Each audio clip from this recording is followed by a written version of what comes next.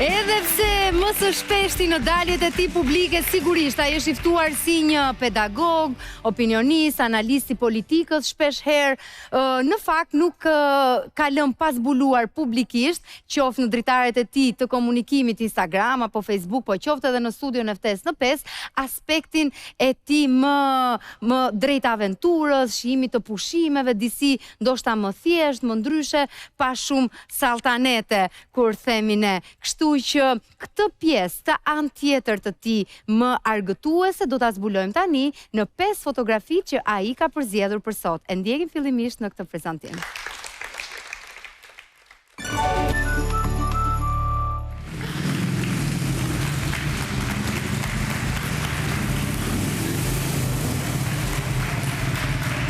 Mirë se vjen në ftesë, në 5, Harli dhe ti së bashku me të. Për te figurës së pedagogut, publicistit dhe akademikut, Ermal Asimja na ka treguar her pas here edhe një anë tjetër të tij.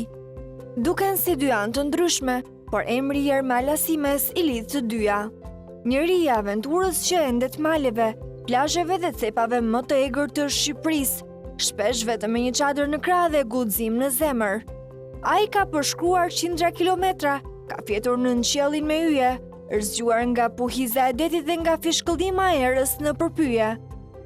Zhduket në përshtigje që si gjen as Google Map dhe kthehet me eksperienca të paharrueshme. Përjetimet të cilat do t'i rrëfejnë nëpërmjet 5 fotove të pushimeve më të veçanta të jetës së tij. Pas tyre fshen histori nga më magjiket deri tek ato që ndoshta s'do t'i besoni dot. Por cila është ajo natë kur mendoi se s'do zbardhte më? A ka një vend ku do donte të kthehej sërish? Cila është ajo aventurë ekstreme që do të guxonte ta bënte në vazhdim?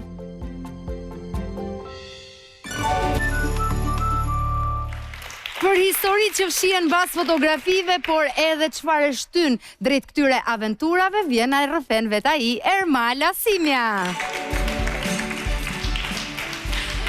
Mirë se vjen! Sa qef është të flasim bashkë për këtë anë tjetër me ty, jo, gjithmonë mirë edhe për të tjerat, por aty kemi problematika për diskutuar për çështjet arsimit. Më mirë se për politik, po. Dhe këtu jemi te këto, pam disa foto, video, do tuat në prezantim, hyrja nga 2019 me Harley Davidson në studio.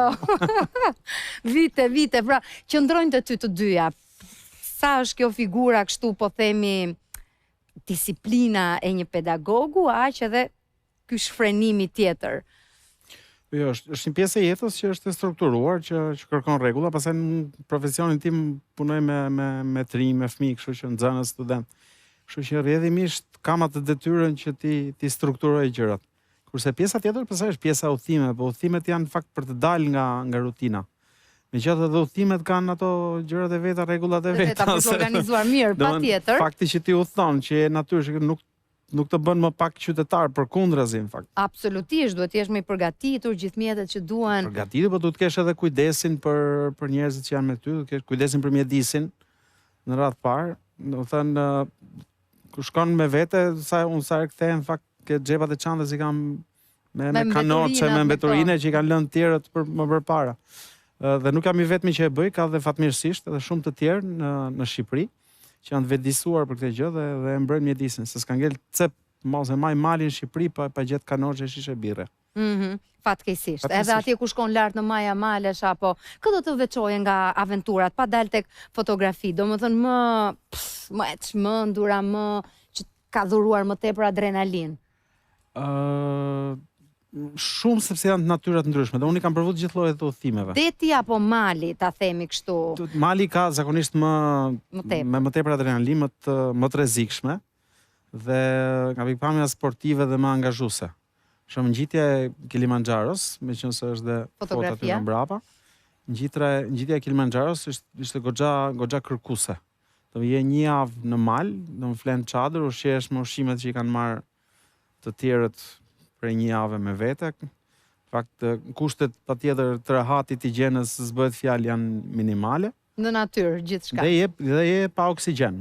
Do je me mungesë të fortë të oksigjeni, gjë që të sjellë edhe marrje mendsh, nauzea, dhimbje koke, pak ethe, gjëra të tilla dhe përveç saj duhet edhe të ngjitesh duke para frikën poshtë. Kështu që kjo e malit është kur përshkruan gjithë këto ndjesi të këndshme brenda trupit, thua po çfarë po kërkon pastaj? Jo, atë çka kërkon e di gjithmonë pastaj. Po është ndjesia e shkëputjes nga jeta e zakonshme, nga rutina. Domethënë ngjitja në mal është vertikalitet me dy kuptime praktikisht. Vertikalitet në kuptimin fizik, gjeografik, fjalës, në Kilimanjaro 6 kilometra mbi nivelin e detit, 6 kilometra më lart se sa këtu, imagjinoni.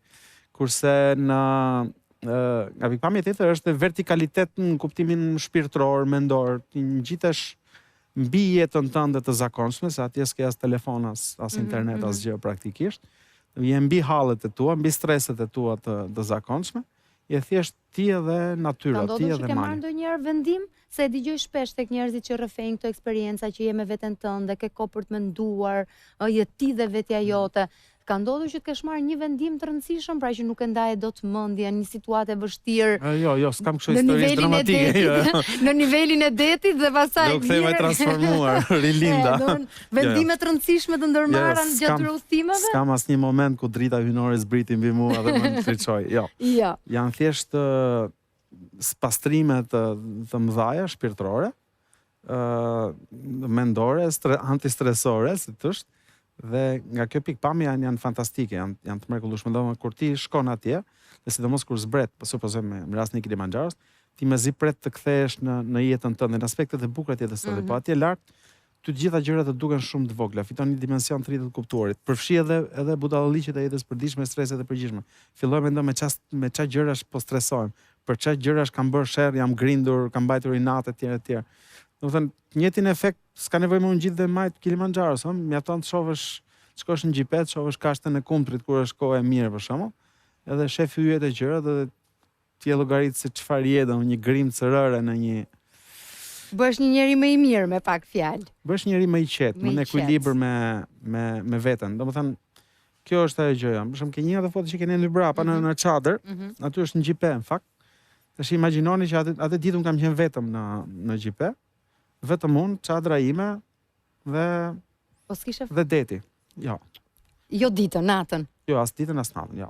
Një nga plazhet më të bukur në Shqipëri, për mendimin tim, plazhi nuk ka asnjëri aty praktikisht, kështu që edhe për momentin akoma ti si virgjër nëse mund ta quajmë kështu. S'ka beton, tek tu ka organizime të vogla, pak kanë filluar së fundmi. Ka ca tenda sa gjëra, të paktën s'ka beton, po është ndoshta nga plazhi. Unë atë e kam, si thosh, pikën ndoshta të preferuar nga pikpamja e plazheve.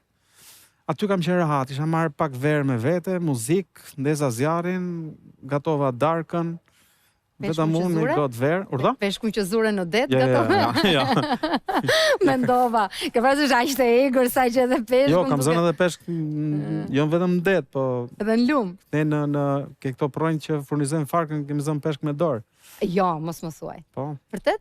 Po, sepse ka një moment ku peshqit vinë, futen nga liqeni, futen në cektir, kam qenë shumë e ri në atë kohë, në fakt, futen nga liqeni në cektir dhe mund të futen në projesh nga 2 metra deri në 10 centimetra. E ka një moment, tani nga fundi marsit, kuptohet që uji është uji bore, i shkrirë, do t'i futesh edhe mund ta kapësh peshkun nëpër zgavra, ka një teknik të vetën, do t'i futesh 2 gishtat ke velzat, gishtin tjetër te bishti që mos lëvizi, po kap mlysh ose nil me këtë përmas. Por jo, në det nuk është se kam në i merak të madh për të zënë peshk, plus edhe ai sikleti me thënë vërtet prapë kam kur e kap peshkun po vras një qenie dhe është më kollaj ta blesh në dyqan. Nuk të vret, e vërtet. Për të shkuar tek fotografitë e përzgjedhura prej teje, një fotografia e parë, nuk e di nëse ka rëndësi renditja apo jemi. Jo, s'ka rëndësi renditja, unë thashë që kam bërë gjitha llojet e udhëtimeve, kam bërë me. Tu ndodhemi në? Ky është liqeni i Bledit. Është në Bled të Slovenisë, është liqen që furnizohet me ujë nga Alpet Dinarike, Juliane, më saktë që janë pjesë atyre, dhe liqeni kuptohet me ujë bore. Tu jam në fund të tetorit, por e kam bërë shpesh këtë rrugë, kam kaluar shpesh aty. Bledi ka një kështjell në majtë shkëmbit mes liqenit, domethënë fantastike, shumë bukur. Dhe sa herë kaloja aty, domethënë kam dhe unë ritualet e mia, ky ka qenë një nga ritualet. Pavarësisht periudhës viti ku kam kaluar, s'ka rëndësi dimër, verë, kurdo që tjetë jam larë në këtë liqen. Uji është kristal, që duket, është shumë i pastër, ambienti është fantastik. Fantastik, duket natyrë. Dhe këtu fund tetori, e shikon që edhe njerëzit tash me ngrohjen klimatike, kishte njerëz që bënin plazh praktikisht. Kështu që ja, ato janë pajisjet e mia të udhëtimit, se ky ka qenë solo trip. Një çantë shpine, janë atletet, që ke hequr rrobat e trupit normalisht, kapelja, syzet. Kaq. Kaq. Kjo ka qenë ajo. Aq ke udhëtuar vërtet? Edhe makinën, se kam qenë në makinë. Mirë, patjetër në kuptimin e bagazheve kisha kaq. S'kam pas një bagazh, jo. Nuk kam, kur jam makinë janë si shtëpi time, shtëpia ime praktikisht. Atë. Plus se kudo që ti jesh në Europë je i sigurt, nuk ka ndonjë. Jo, më e kisha për bagazhe unë, për veshjet, outfitet, se nevojsh. Jo, outfite jo. Kemi shku njerë me një grup miq në Marok, nga Shqipëria me makinë, deri në Sahara. Unë kalum edhe zbritëm nga Atlasit, fragmentet Atlas, u futëm në Ouarzazate dhe pastaj në Mohamid në Sahara. Dhe kemi shku dhe ishte një pikë ku kishim secili 2-3 bluze me vete, po 3 javë gjysmë. Dhe me ato 2-3 bluze kemi dhe 3 javë gjysmë dhe s'kemi flet asnjë natë vetëm në hotel. Gjithat fjeturat kanë qenë ose buzdetit, një ditë na ka zgjuar dhe policia spanjolle kur kalum Spanjë, se kujton se ishim emigrant nga Afrika e Veriut. Por thjesht në për gjithandej, domethënë kudo. Po ka qenë ai sensi i aventurës dhe pastaj janë udhime fantastike sepse kur je me njerëz që e shijojnë çdo vështirësi, që krijojnë të qeshura nga vështirësitë, bëjnë gjëra të paharrueshme. Dhe kur je me njerëz pastaj që pse pas ka plur, po këtu po princesha me bizelja. Këtu më dhem kjo, po kjo pse si ka pastër kështu, pas ka zhurmë, nuk shkret. Kurse kur je me njerëz dhe në ato udhime që po them është fantastik, domethënë aty kemi qenë një grup i tillë dhe jemi kënaq. Kurse ky ka qenë udhim solo, vetëm dhe kam bërë plot edhe nga këto. Vetëm fare. Vetëm po fare me makinë, jam nis nga Tirana dhe kam shkuar deri në veri të Francës. Dhe jam kthyer pastaj me zigzaget mëdha, jo kështu drejt, po me zigzaget mëdha, sepse çdo cep shikoja nga një që po kërkon lumturinë apo jo. Ju jeni njerëzit më të lumtur që edhe vetëm kënaqeni. Kaq unë kënaqem vetëm. Turp ta them, por nuk. Jo, bën qose kënaqesh. Ka njerëz që vjen domethënë kanë sikletë që. Okej. Don. Kënaqem vetëm, ashtu siç kënaqem edhe me të tjerë. Në grup ose me familjen ose. Domethënë, thashë kam provuar të gjitha. Ky është udhim vetëm. Na çoni të fotografia tjetër regjia. Po kam udhime me familje, plot edhe ku jemi me antar pa antar tek përzgjedhjet e Ermalit. Tu jemi në Ky është maja Kilimanxharos që folëm çfarë. Po, këtu është Artan Cami, djali me xhup blu, pastaj me këtë me xhupin Bojqellësh Gjergj Bojaxhiu në fakt. Për Gjergjin ishin gjëra fillestarësh këto, sepse sapo kishte ardhur nga Everesti. I kalitur në këtë. Gjergji ishte kollaj fare. Ndërsa ty sa të desh? Jo, për të njëjtën kohë kemi bërë, të tre bashkë kemi ngjit. Ishim 4 veta, 3. Jo, edhe para përgatitje flas. Do një besoj që jo, asgjë e veçantë, asgjë e veçantë, sepse është më tepër përgatitje që ti e ke marrë gjatë viteve, por nuk është se do bësh në stërvitje dhe ajo do të ndihmojë aty.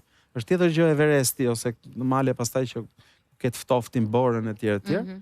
Por në rastin konkret është diçka që mund ta përballosh me ecje normale. Nga kjo ngjitje. Natyra është si në hënë. Si në hënë, në peizazhe hënore. Këtu jemi në majt Kilimanxharos, këtu nuk duket por rrotull ka akullnaja të përjetshme. Temperatura në atë moment është -25 gradë. Dhe problemi nuk është temperatura -25, se përballohet me veshjet që kemi. Problemi është era. Era, okay. Oksigjeni po oksigjeni. Po edhe erë shumë. Era ishte fort dhe këtu është ora 6 e mëngjesit. Sepse në orën 6:30 ti duhet zbresësh poshtë. Se çdo vit vdisnin rreth 15 veta, kryesisht nga rrufet, dhe pjesa tjetër i lëshonte zemra. Do se përballon zemra mungesën e oksigjenit dhe ngarkesën. Por duhet zbresësh sepse në orën 7 grumbulloheshin rreth dhe fillonin rrufet. Kështu që në 6 të mëngjesit ne jemi ngjitur gjithë natën, në 6 të mëngjesit kemi arrit në maj aty ku jemi. Dhe pastaj menjëherë dhe kemi bërë këto fotografitë. Ky është dielli i mëngjesit, dielli i lindjes. Domethënë ne kur jemi ngjit, ishte momenti kur dielli po dilte dhe ne shikonim ai sa na kapte syri Afrikë. Shumë e bukur. Poshtë, domethënë. Ky është udhim fantastik me miq, i organizuam komplet vet pa agjenci, pa gjë. Me aventurat e veta, pastaj u kthym, shkum në xhungël, jetuam një 24 orë me një fis nga këto fiset, fisi Çaga, në fakt. na treguan se si gatueshte kafja, e morën e poqëm kërcym me ata vallet rituale të kafes, u lam në një ujvar 2500 metra lartësi, në për xhungël e tjerë, do të thënë, ka qenë udhtim fantastik. Jetë o jetë. Në kuptimin e plot të fjalës, fotografia e tretë. Tu jemi me... Tu jam me dy çunat e mi, me djemt. Me Lindon dhe Joni. Ky është një nga ato 5 udhime që zos, është një nga më të bukurit. Pavarësisht se udhimi thjesht pa ndonjë aventurë të jashtëzakonshme, por një udhim i mrekullueshëm për mua sepse ishte hera e parë që isha vetëm me dy çunat, si thoshë më kishin vetëm mua përballë, s'kishin njëri tjetër, kështu që si thosh unë isha pikë referencës për ata dhe ata për mua dhe gjithë udhimin e kisha dizajnuar që ata të kënaqesh. Nuk ishte një udhim për mua, ishte udhim për ata. Dhe jemi kënaqur, këtu jemi në Louvre, siç duket. Po, Mona Lisa nga pas. Me kërkesën e të dy e kishin fiksim, donin patjetër shkonin në Louvre dhe të shikonin dhe Mona Lisën. Kështu që kemi dalë aty tek Mona Lisa dhe plot aktivitete tjera pastaj në Paris. Kemi dhe njerëz, miq plot atje. Kështu që kemi shëtitur, kemi bredhur, kemi parë një 2 ekspozita me shumë të Van Goghut, nga këto që ku projektohet pikturat e animuara në të gjithë sallën, në disa përvoja fantastike, në Disneyland natyrisht, sepse... Ku hipnin çunat dhe babi priste poshtë, apo babi më kejse çunat? Babi me çunat, madje i madhi, hypi te një nga ato trena që unë e kisha frikë. Shqyr në deti i vogli me mu, po i madhi... Mira, dëgjova të paktën fjalën frikë prej teje, dhe të ndi që ka... Jo, se si jam njeri normal. Jo, në natën vetëm në gjipe, në xhungël e gjitha këto, oke, e njih ke frikën. Çdo njeri ka ato, jo, çdo njeri ka limitet e veta të adrenalinës, ose llojet, mënyrat e ndryshme si e merr adrenalinën. Po këto trenat që rrotullohen kështu me kokë përpjet, kanë bërë nga ata, ke njëri atyre hypa për çunat, në fakt, se unë s'do ma mbante, po nga që çunat doni dhe futa. Bab maje vetën se... Mos lejnam dhe. Madje ke një tren që ishte aty, kur kam shku për herë të parë me çunin e madh në Paris, isha vetëm atë, vund me treni, edhe ai u tremb në fillim, dhe ai u tremb një herë, unë 50 herë, se mirë frikën time, u kisha dhe frikën e këtij. Për meraku për frikën. Mora shtrëngova dhe qeshja si butalla, ha, sa qef, sa gallat, që ai të më shifte mu duke qesh dhe mos trembej. Kërcen prifti nga belaja i themi në të tilla raste. Këtu tani jemi me... Ja, me gocën. Me vajzën, me Marën. Me gocën në Alhambra, që është vend shumë i bukur, kam qenë 4-5 herë në Alhambra. Shumë i bukur, kjo është një udhim i vjetshëm. Goca ka vesh edhe fustanin e flamenkos. La flamenka e quajnë ata të lloj fustani. Dhe në Alhambra, kështu që shëtitem. Do më kuptohet, ke pjesa monumenteve, goca nuk është se impresionohet shumë. Është e vogël, është e vogël akoma, por ti ke merakun që t'ja edukosh këtë... Po, pa tjetër, fillu shumë herët, si me çunat, si me gocën, po dhe ideja është që, të paktën e pashë kur ke shfaqja e flamenkos, kur kërcenin ata, këndonin dhe kërcenin, ajo shikonte kështu dhe bënte me dorë, kërcente dhe ajo në mënyrën e vet. Tonte, se fustani ishte i vesh. Është e rëndësishme që fëmijët që të vegjël në fakt të mësohen me udhime, të hapin pak horizontin e vet, jo thjesht të rinë të mbyllur brenda asaj rutinës. Udhime me djemt, udhimet me vajzën. Ti ku e shef, do më thënë, që jes bab më shumë për të argëtuar, për aventurën, kë knaq më shumë? Janë të dyja gjëra fantastike, shumë bukura. Janë pak të ndryshme. Prandaj të pyeta, do më cila është diferenca? Janë dhe etapat ndryshme në jetë, po do më thënë, po gjithsesi janë gjëra ndryshme. Se me djemt, ti prirë shikosh aspektin mashkullor të aventurës, adrenalinës e kështu. Me vajzën është tjetër gjë, me vajzën ti e ndjen veten në një lloj roli tjetër, si thosh. Kurse me djemt në një farë mënyrë ti po thuaj se ndjen veten si me shok, ose sidomos kur rriten më tepër pastaj. Do thënë ka tjetër natyrë. Me vajzën është tjetër gjë. Po është e natyrshme, se kështu janë... E qartë, jo, nuk po të bëj kundërshtim feministe në këtë rast, jo, i kursej, pa merak fare. Në fotografin e fundit të përzjedhur. Këtu, u përpoqa gjitha fotografi tjera nga ky udhim, por nuk i gjetë. Ky është natyrë tjetër udhimi tani. Tu kam ide. Ka qenë një udhim me shkollën, në fakt, sepse kemi çuar nxënësit e shkollës në Kalabrita Arbreshët. Dhe këtu jemi në Frasnit e quajnë ata në arbrisht, italisht është Frascineto, është në fakt fshati më i madh atje, Katundi, thonë atë Katundi më i madh, në Kalabri. Në fakt arbreshët më i madhi nga të gjithë është në Sicili, pastaj është hora e arbreshëve. Por në Kalabri është Frasnita. Dhe patjetër që i kanë rrit traditat e gjërat, ne shkum atë ditë aty, ishim bashkë me nxënësit e këto. Dhe në një moment u futëm dhe na thanë hajde se ka një dasëm këtu, po martohet një çift arbreshësh, edhe të dy jetonin jashtë në fakt. Jashtë Kalabrisë, kam fjalën, ishin anë Milano, anë Rom, nuk e di. Po ishin kthyer aty ishin kthyer për të bërë dasmën, dhe për të bërë dasmën kuptohet me kostumet përkatëse. Burrat në fatkeqësisht nuk i kanë ruajt kostumet, gratë i kanë ruajt. Edhe kur dalin për këto aktivitetet burrat me ato kostume, janë kostumet që i marrin nga Shqipëria, po. Kurse gratë i kanë ruajtur kostumet, gratë kanë qenë gjithmonë baza e ruajtjes traditave atje. Po të shikosh edhe gjithë këngët, janë këngë të kënduara nga gratë. Do të thënë, edhe tekstet bëjnë fjalë gjithmonë ke një grua që është në qendër etj etj. Ti me syrin kështu sociologjik, patriotik, duke i vëzhguar. Se udhimi ishte me disa pjesë, edhe unë kam shkuar disa herë tjera atje, po ishte me disa pjesë. Kishin dhe aktivitetet tjera që ne patëm parë etj etj. Dhe ishte mrekullueshme dhe të paktën në 3-4 raste të ndryshme më janë mbush syt me lop. Dhe më kam qajt. Vërtet? Po. Do më shikoja edhe çfarë dashuria të madhe duhet ketë njeriu për identitetin e vet, për stërgjyshrit, për atë gjën. E thashë si se kemi edhe sikur ta donim dhe ne shqiptarinë saçi don këta njerëz.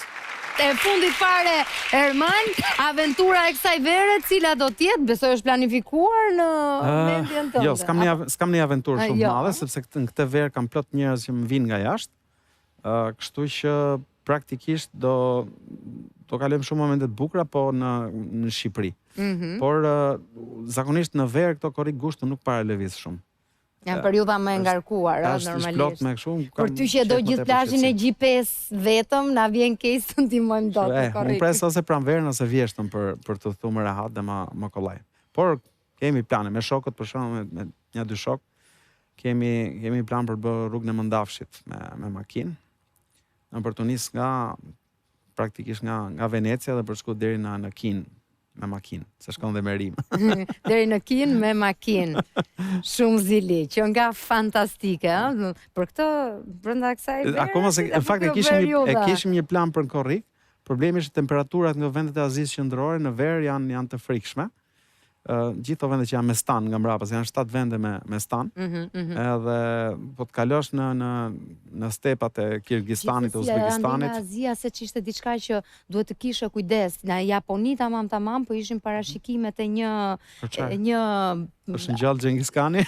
Po, dikuj do nga këto që parashikon që i kanë dalë deri më tani të gjitha, dhe diçka nga korriku parashikonte një çarje të frikshme të tokës, seriozisht. Jo, po edhe autoritetet atje kishin dhënë paralajmërim, do në kujdes në pushimet gjatë muajit korrikut, u habita, edhe unë nuk më kujtohet emri asaj parashikuese, do më thëmë vite për të qeshur. Okej, këtu do jemi në bazë, inshallah nuk na vërtetohen gjërat. Ka parashikime plot të këtë gjë që është më sigurt që është e parashikueshme është gallatat, qeshurat edhe adrenalina.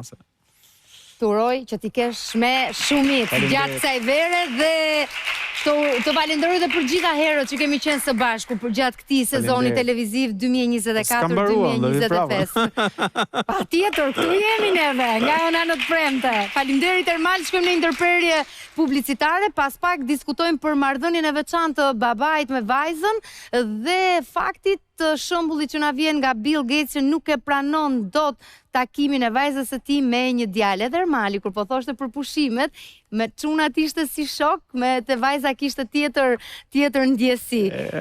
Prandaj nuk e ngacmova shumë në atë moment, sepse diskutojmë pas publicitetit me të ftuar që na bashkojnë.